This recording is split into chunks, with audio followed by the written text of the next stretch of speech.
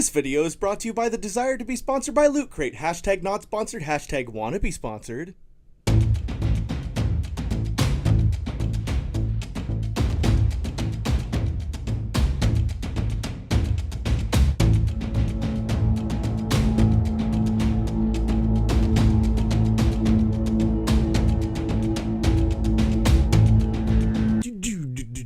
News guys, we're a couple of guys that like news. News guys, hi, and welcome to the Movie News Guys.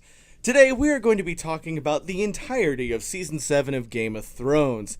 Andy, this was the shortest season by far, only 7 episodes. The entire season moved at a breakneck fast pace. Let's talk about it. The season opened up with Jon Snow having to convince everybody in the north that he needed to go down to talk to Daenerys about stuff. Yeah, so spoilers ahead, everyone. Obviously spoilers. So Jon decided to go to Dragonstone to try to convince Daenerys that they're all on the same side. The side of the living. The breathing. And, he had to basically get her on their side so that they can fight against the North and just forget about, Cersei's army and all that stuff for now, even though that's probably the biggest thing weighing on her mind in the opening of the season. But that wasn't the only thing on his mind. Cave sex. But a little bit more about that later. So anyways, yeah. So, there was battling all around the Casterly Rock battle, which was not really a battle per se, because they weren't even there, right? Like, barely.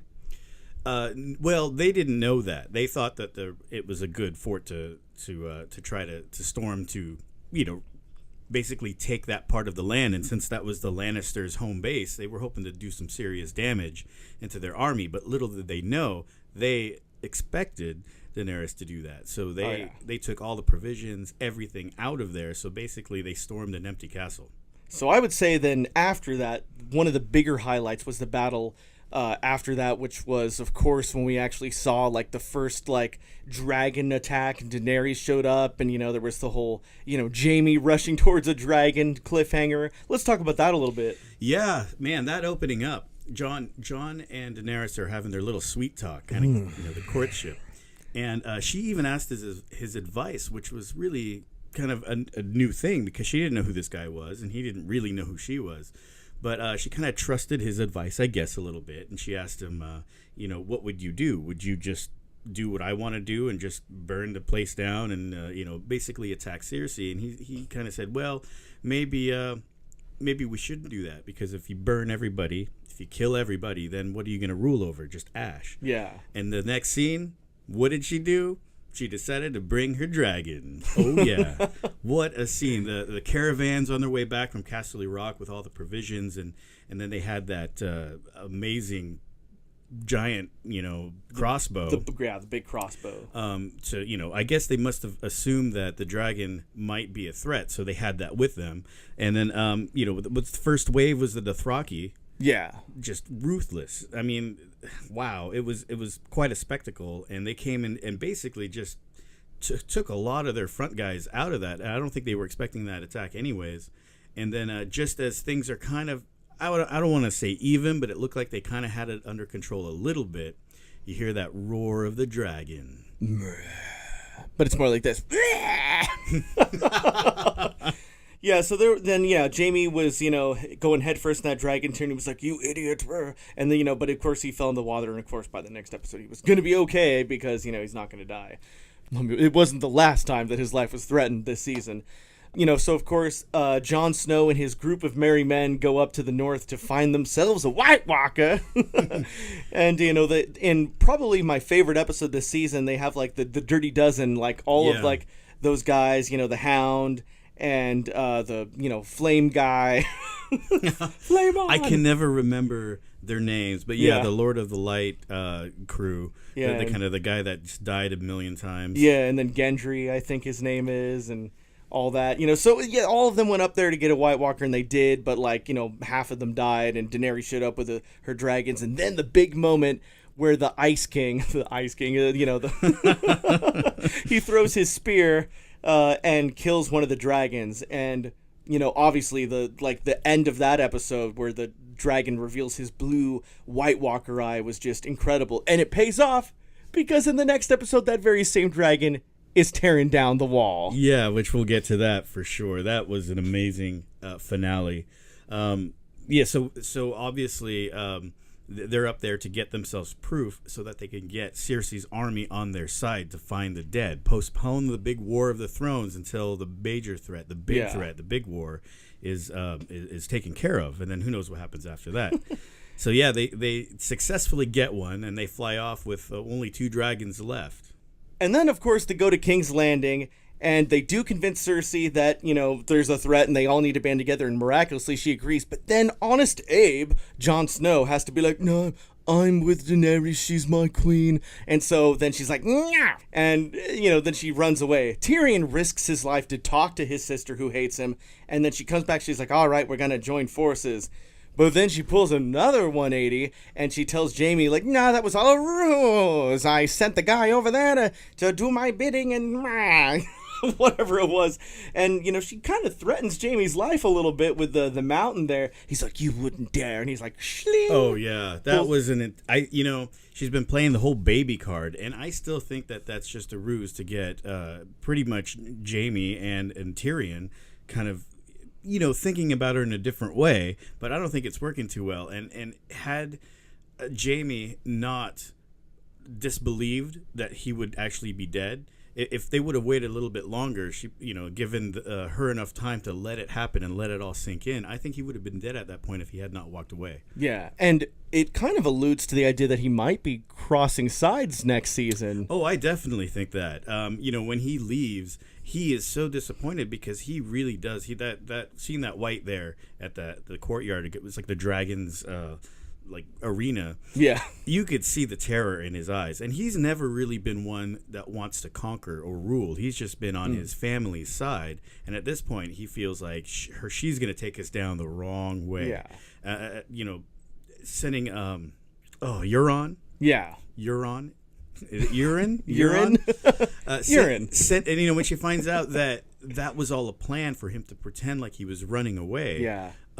He's just thinking, there's no way we're going to survive. Who is going to survive? She's claiming the North will just die, and that way her enemies will be less. But then who's going to win? If the North wins and they betray, then it means they have that war to still fight. But if the White Walkers win, and the North, all the armies of the North, all the possible allies are dead, then they have to fight the White Walkers. There's no way they're going to survive that, especially since her main army is a bunch of mercenaries from the bank. Yeah, and I think Jaime is finally tired of her crazy, just finally. And, going back to the conversation of, the conversation of kings, I think that Daenerys was a little disappointed that Jon didn't lie and just say that he was neutral just to get through that conversation, but she was very impressed and respectful that he chose to side with her. And how respectful and how impressed was she? Well, we'll get there in just a second. Actually, let's go to the other thing first before we get to the end of this episode. So we're talking about all the awesome things in this season. Now, there is one major con in this whole thing, and that is the Arya-Sansa side plot. And especially during the last few episodes, every time they went back to Winterfell and they showed conversations between Sansa and Littlefinger and Arya and Sansa, it just seemed to drag. Yeah. And then, of course, finally at the end, Sansa sees through the bullshit of Littlefinger and finally calls him out on every single bad thing he's done since the beginning of the show. And it was very satisfying to see him die, but I just wish they had gotten there a little bit faster than they did. Yeah, here's the way I've seen it, and I haven't read the books. It's one of those things I haven't got to. There's thousands of pages that I don't read. I don't know how. But you never learned to read. But I have talked to people who have read the book, and as the series has been going on, hearing what Arya's storyline about this badass assassin and the faceless people.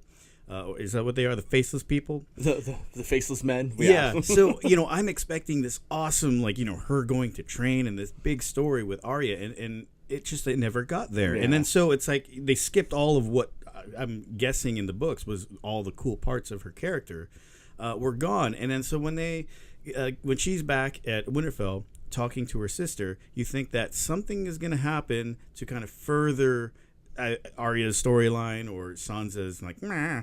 And it doesn't. And it basically gets to the point where it's like you could see Littlefinger doing his things, trying to, put sister against sister.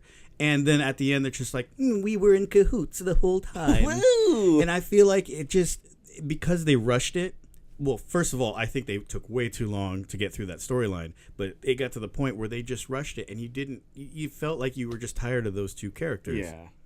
I mean, the death scene, though, for Littlefinger was great. The actor, I don't know his name. I should know this. Everybody should know his name.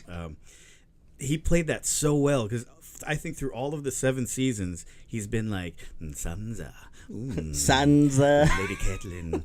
He's played it a certain way, and you could just see in his face, he's just 20 steps ahead of everybody. Not this time. Not this time. And when Sansa is like, Lord Baelish, and then that look of confusion, I kind of felt pity a little bit for him. Not entirely, because I think it was time for him to go, but just when he's on his knees, just begging for his life. I know, right? I felt... two things. I felt really bad for the actor because it's his end, so close to the end of the series. He almost made it all the way. But also, I don't know. There's just something about he's finally getting what was coming to him. And even though he deserved it, I still felt a little bit of sympathy.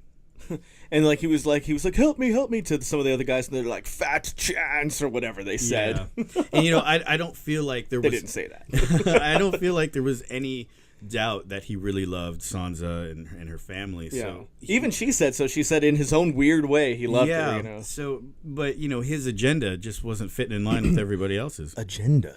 Shouldn't have sold her. All right, now let's get to the part that everyone's been waiting for. Let's talk about that sex scene and what it means for the rest of the show. Yeah, so we finally know who Jon Snow really is, and he's the true heir to the throne.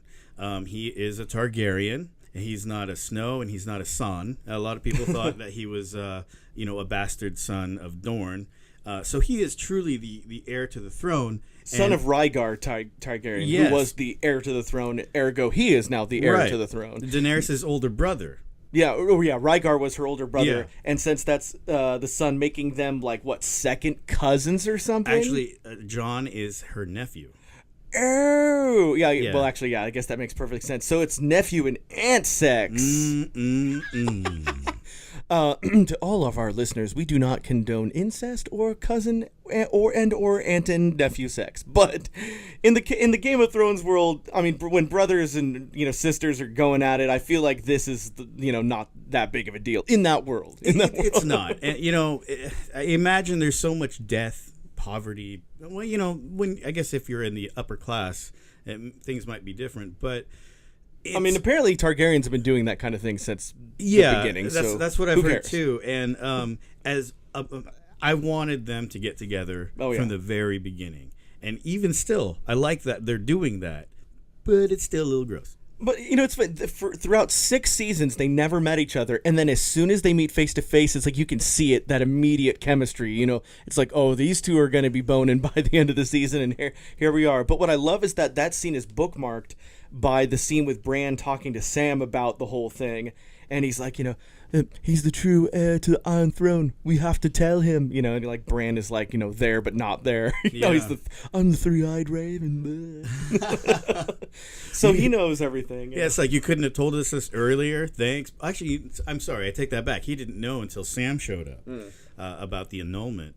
Richie, what do you think about the scene when Jon knocks on the door and sees sexy old Daenerys, and they walk in there and the door shuts? Tyrion's sort of in the hallway, and he's got a strange look on his face. I was going to ask you about that, too. And, I think it's funny because, there was no words exchanged there. They just gave each other a look like, we're going to do this now, right? Yep. Yeah, they had bedroom eyes. On a previous episode, Tyrion was talking up to Daenerys about what are you going to do about the line of succession? If something happens to you, everybody's behind her. Mm-hmm. Well, who's next? So, you think that, of course, Tyrion doesn't know who Jon Snow is really yet. So if I was Tyrion, I'd be like, yes, let's make some babies, and then there's their succession. I would think he'd be happy about it, but his face was showing concern. It's kind of like maybe he knew the truth, but that kind of look like, oh, this isn't good. maybe he's afraid that Jon Snow is going to change her ideals or something. But I would think that I feel like Tyrion enjoyed the ideals and enjoyed the motivations behind what Jon Snow was doing. So I can't see how them getting together would be a negative thing. So him giving that concerned and worried look at the end there is actually completely confusing to me. Same here. Maybe they'll get into that next season. It's like they're implying something that it's just we're not ready to know yet, and I really can't wait for this next season. Yeah. So what happens after this? So then, finally getting back to that dragon, the zombie White Walker dragon goes with his fire breath was blue, which makes you think it's actually like ice breath, like Godzilla breath or something. Yeah. Well, Godzilla breath is nuclear breath, but you know what I mean? It looked like that, though. And he tears down that wall like butter. And the show ends with 100,000 White Walkers just going through what was once a wall just into Westeros, and then to be continued. And that was season 7. Well, Andy, I would say that I enjoyed the faster pace. I did miss some of the things that they could stretch out a little bit, but I think overall this was probably my favorite season since season 2. I'm giving season 7 a 4.9 out of 5 because that Sansa thing, it's a little too long, but it was almost a perfect season. 4.9 out of 5. I'm going to go ahead and just give it a 5 out of 5. Really? Even though it did have those issues for it, it wasn't enough to bother me. Like, it's kind of like, you forget about the parts you don't want to remember. And I feel like it's probably going to be more of a resolution in season 8, which hopefully will come sooner than later. So, yeah, to me, this is probably the best show on TV. I don't know what's going to happen when it's over. I don't know if the spinoffs are going to be good. I don't know if they're going to be bad. But this has been one of the greatest 7 years of my television watching career. All right, guys. What did you think of Season 7 of Game of Thrones? What are you looking forward to most in Season 8? Don't forget to leave what you think about in the comments section below. That comment section below ain't going to write itself. So please leave your comment. Subscribe to Movie News Guys. We'll see you next time on Movie News Guys, where we talk about what, Andy? Movies and sometimes guys. But really just movies and sometimes TV shows. All right, guys, we'll see you later. Bye.